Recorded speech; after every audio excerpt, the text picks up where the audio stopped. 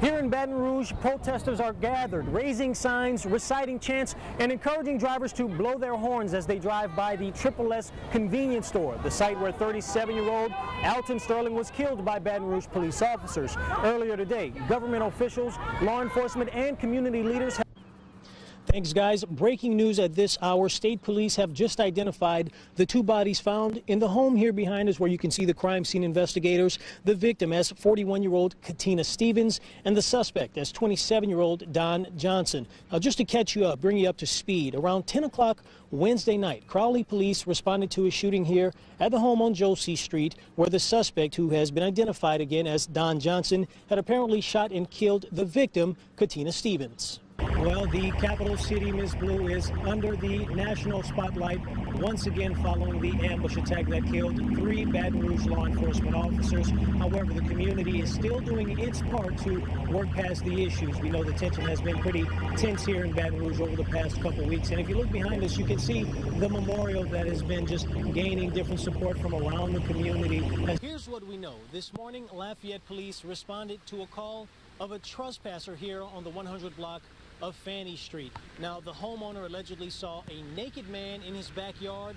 Rob, as you know, this is a story we've been following very closely since last Friday. And now that we've learned that a connection has been made between the Fannie Street shooting of a naked trespasser and the body of a woman found in a toolbox on Wilderness Trail, well, we came here to the Lafayette Police Department and asked Chief Reginald Thomas how they made that connection. It's a quiet scene here at the former location of the Jefferson Davis Monument. And I say former because the New Orleans mayor and city council have agreed to remove 4 Confederate monuments from around the city of New Orleans. As they're taken down, they're being stored at a private location. But as I was saying, the scene here is calm, which is the complete opposite of what we've seen in recent weeks as protesters both for and against the removal of the monuments fight for their respective causes. In this Dial Dalford report, News 10's Dalford Jones shares the story of one Acadiana family. Online retailers discovered a gold mine when they gave customers the opportunity to make purchases from the comforts of home and have the items delivered directly to their front door, or in this case, their driveway. But this customer's online shopping experience didn't go quite as planned. News 10's Dalford Jones gets answers in this Dial Dalford report. Louisiana Lottery, the maker and breaker of dreams, including mine. Now, every player hopes that their next scratch off is the one that triggers retirement.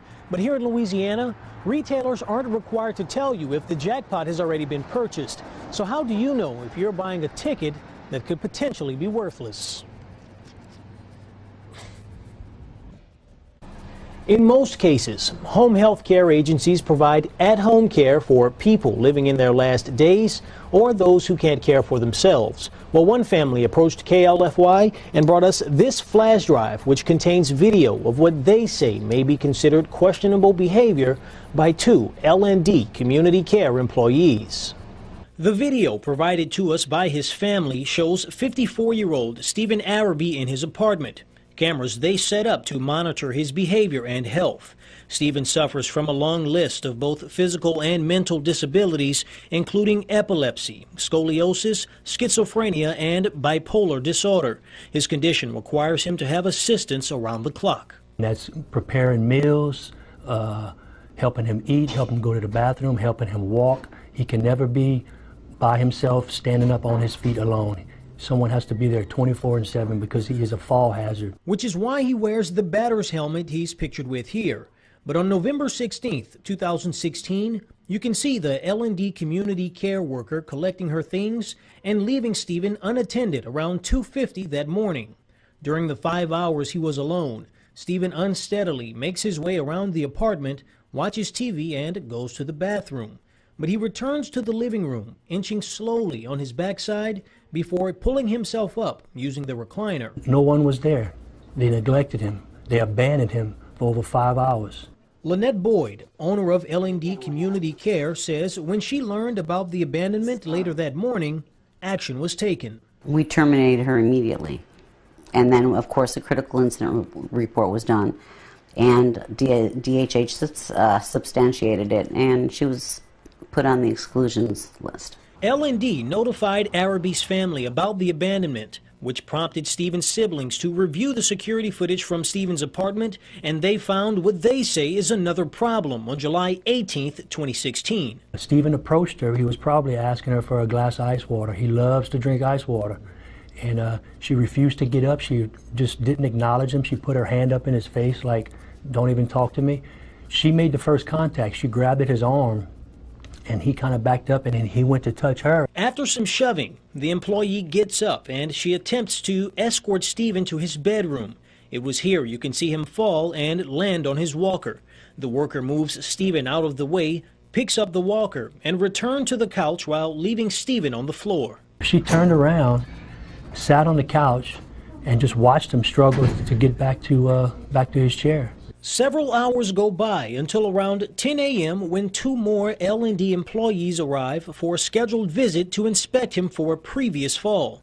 Here you can see the three women gather in the living room before going into Stephen's bedroom.